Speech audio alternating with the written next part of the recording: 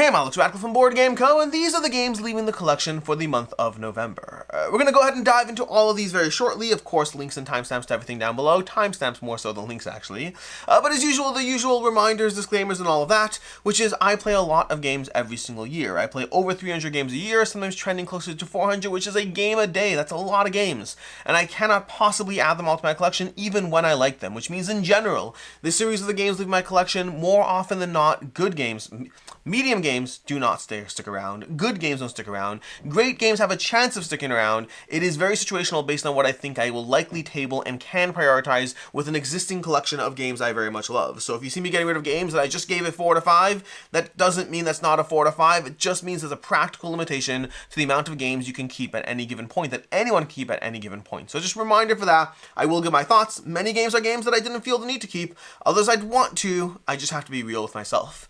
And then secondly, over on Patreon and Ko-Fi, I'll have links to those down below. If you are a member of the channel, I do give away games every single month to members of the channel. More games are on a more regular basis if you're a higher member over there, but if you're a member at all in any way, shape, or form, there are games that are given away every single month. Feel free to join, well, first of all, to support the channel, of course, if you appreciate the videos I do every month, but also if you want the chance to get free games, because people do get free games on a regular basis.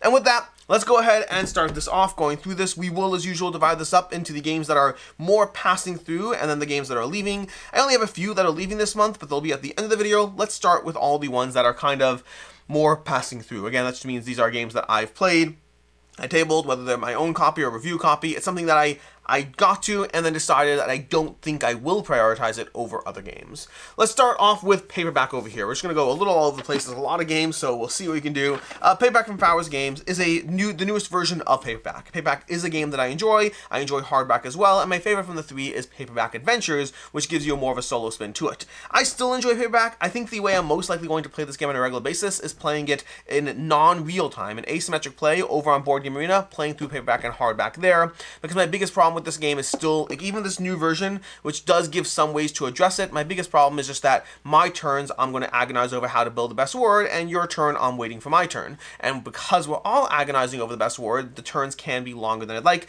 The game can be longer than I'd like. I think I prefer Paperback Adventures the most, but I also play this online in asymmetric play. I think in person, it still has too much of that problem for me. So a good game, but not one that I feel the need to keep, even with the newest version of it.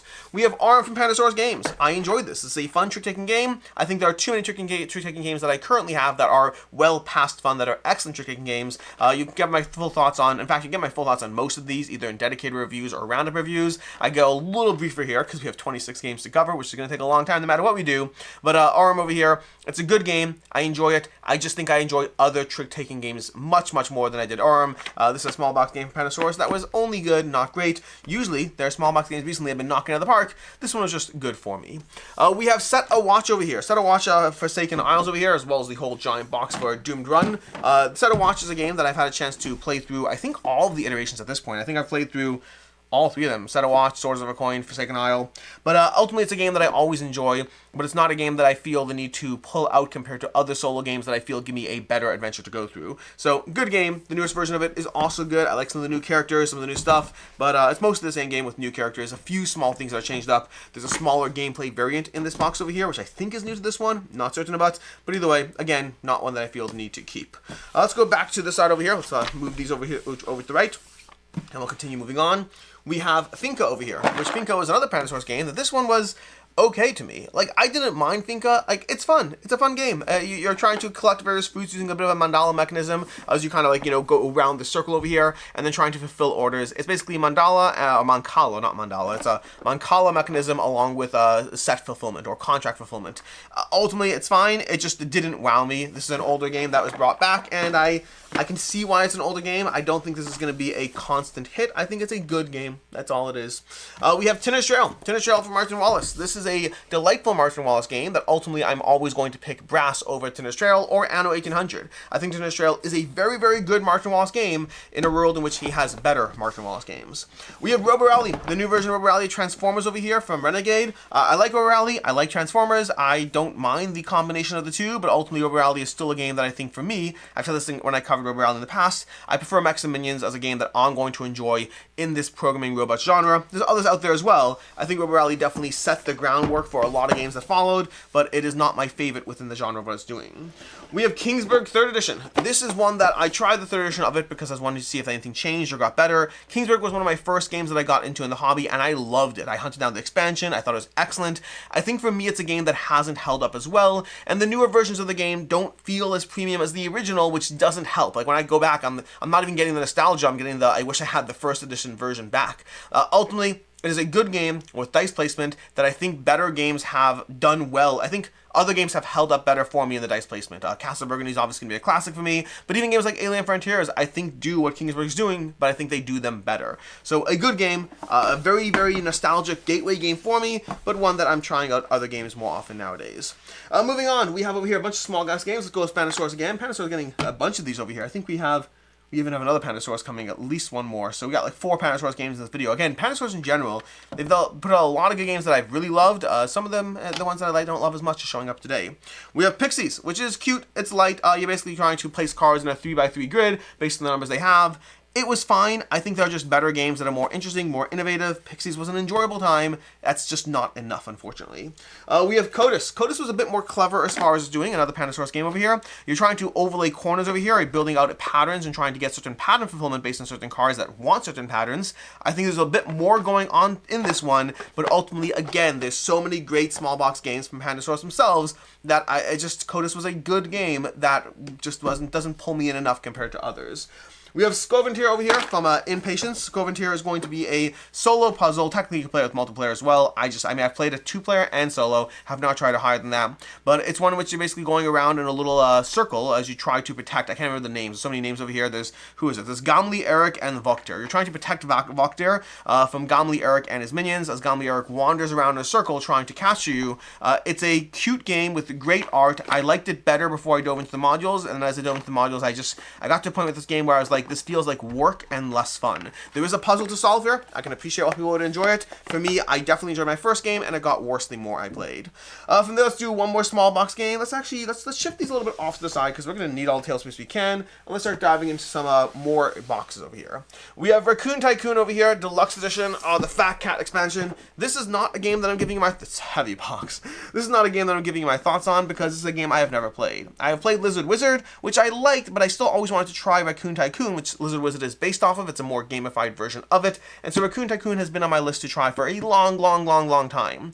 And as I look around the shelves today, or whenever I was putting together the games for this video, I was like, I don't know when I'm going to prioritize Racoon Tycoon, because I already know that I'm not excited enough about Lizard Wizard. I like Lizard Wizard. I think it runs too long for what it is, and Racoon Tycoon is just lighter. I don't know if that's going to do it for me. So as much as I kind of want to try it, I've never really, when I'm looking at games that I want to pull off my unplayed game shelf to table, Racoon Tycoon I only have a sense of guilt around. I have a sense of, I should play it, but I don't actually. And so I'm finally giving up on it today. It is a game that I have not played. It's not even passing through. It's just kind of being given up on. It's being given up on. That's what's happening with this one. We have another big box over here. We have King of Monster Island. I like King of Monster Island. I think it's a fun game. Ultimately, I think this genre of game is a game that I don't know if this genre is the right word. I had King of Tokyo in my collection for years. King of New York didn't work for me as much, and King of Monster Island is a cute version of it. I think that I still find this to be a little bit too light for my game group and a little bit too heavy to play with my kids, and so it falls into a weird zone where I just don't think I'm going to prioritize it, despite enjoying it. I think this is a fun game. I had fun playing it, but when I think of where it gets tabled, I just don't see that happening, unfortunately, so that's why we have this one over here. Let's go through another small box. We have Buffer Time over here. Star Trek, the card game. Star Trek Lower Decks Buffer Time, the card game. It's a long name, and it's a game that is just not great in my opinion. It's got cute art. It's a Star Trek theme. It's basically cooperative push your luck as you try to accomplish a bunch of missions together while managing your personal time. It's not great. It's not like the worst ever. It's not the worst ever, but like not the worst ever is hardly praise. It's a not great game. In a world full of great games, it's a not great game. It was fine. I think there's so many better push your luck games. It didn't really do it for me. We have Turbo Kids over here, which I thought was a weird one because the mechanism over here just feels like it would never work. The mechanism is you have one player over here with a blindfold on, and the other player, your teammates controlling your marker with the thumb. So you're drawing, and they're using your thumb as a joystick. Now you can also say things like go left, go forward, go down, speed up, and that's important because the main mechanism is stupid and doesn't work, at least in my opinion. I think saying go left and go right and move faster, those things work a little better, but the stuff that you're just like trying to control them with the thumb, I don't know who the target audience is. This does not work with kids. It barely works with adults, and you're going to mostly rely on talking, which you're allowed to do, over the thumb mechanism, which seems like it's the point, but it really isn't. So a very strong miss for me on this one.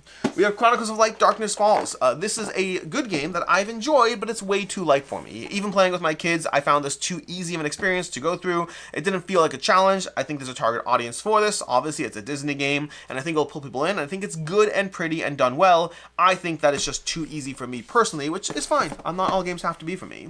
We have Wilmot's Warehouse over here. This is going to be a weird game. I don't even know how to describe this. You're basically helping stock a warehouse. The way this works is cooperative. You're going to draw a variety of shapes, and as you draw a shape, you basically say, oh, I think this looks like something that I want to lock up the sun from having the eclipse go into it. So I'm going to put the lock above the sun. Oh, I'm going to put this little thing beneath the sun because it's got the same shades as yellow, but in 3 different versions of yellow, sort of, and when you lock up the sun, it gets squished, and so it becomes this little thing. You kind of create these stories as you place cards into the grid. You're creating a story based on the cards you place down, and that's important because the cards all go face down into the grid as you place them, which means when you get to the second part of the game, you're going to try to find the customers and try to work through finding where you put things, because you've put like these 35 little tokens down the grid, and you've done so trying to remember based on the stories of how these random shapes connect to each other. It's a cute little experience. It's one that I've enjoyed playing, and it's not one that I would pull out. It wouldn't be my go-to party game. I did enjoy it. Don't need to keep coming back to it.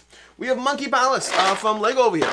This was a strong miss. Oh, did I miss a game? Interesting. Sorry, I'm just realizing something else. Unrelated. Monkey Palace over here. Monkey Palace. This is from Lego. This is words.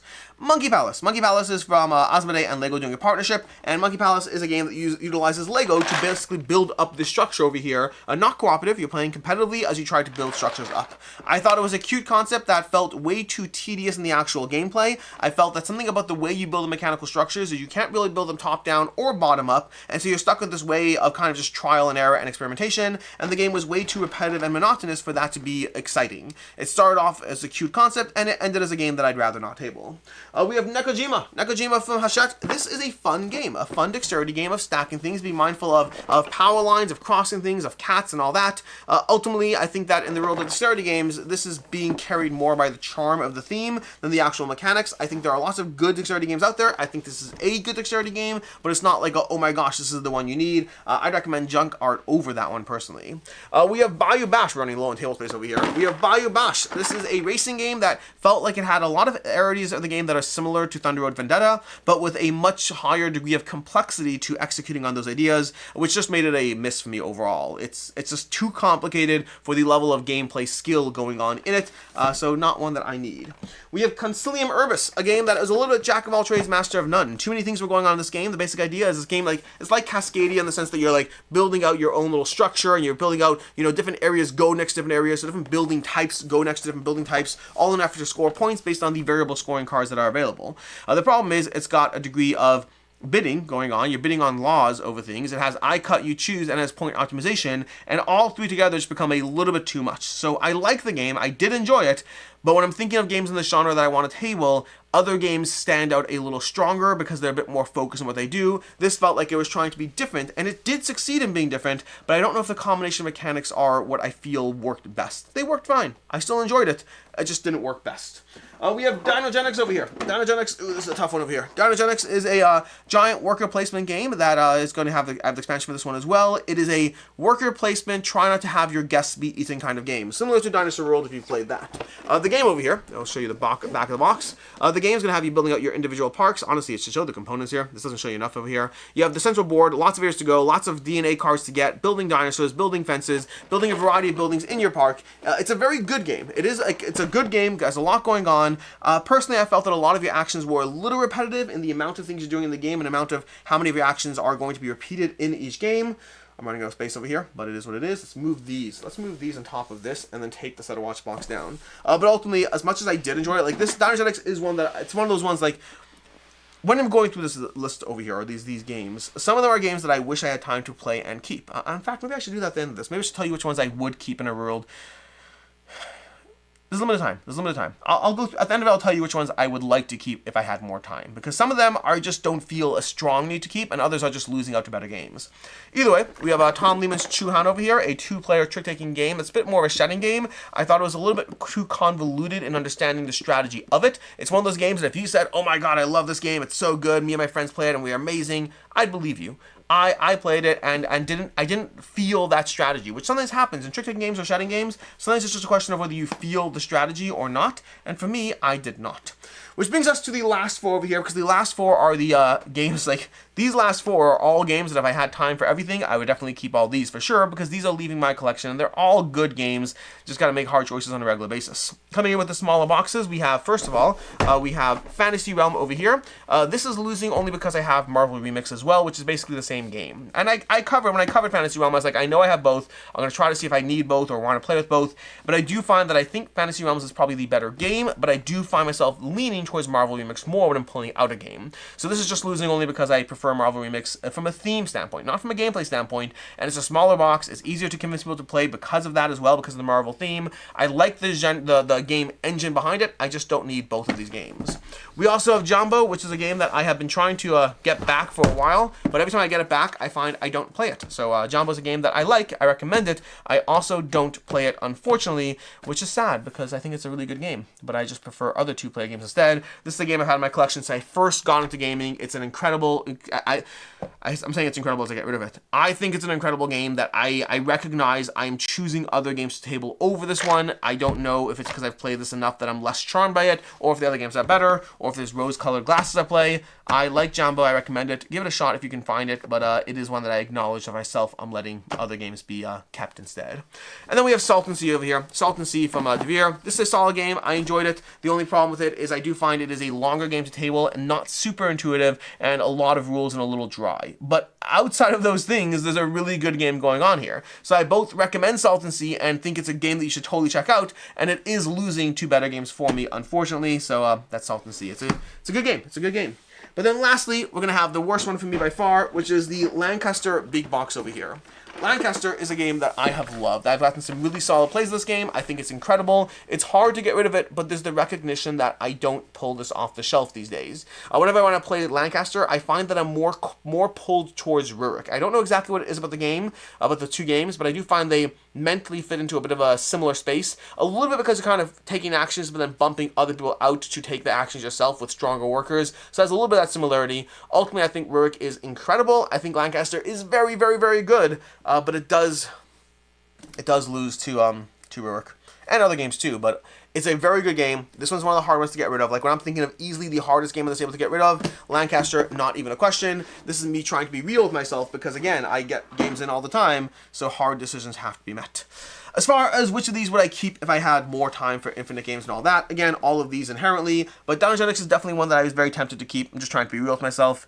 These ones, not so much. Wilmot's Warehouse was kind of fun. I just don't think I would pick it as far as party games go. We have the Tinner's Trail. Tinner's Trail would be great. It's a solid game. I just prefer other Martin Wallace games in general. Nothing else on that side. And on this side, King of Monster Island. Like, I really like King of Monster Island. I don't see myself pulling it out and tabling it. It's a little too light for one group, a little too heavy for the other group. It's a weird space in the middle. And I think that's probably it as far as the games that I'd be more likely to be inclined to keep if I could, just with more time to actually play things. In any case, that is the games leaving the collection for the month of November. Until next time, I'm Alex Radcliffe from Board Game Co. I hope you enjoyed this video, and as always, I hope you have a good one.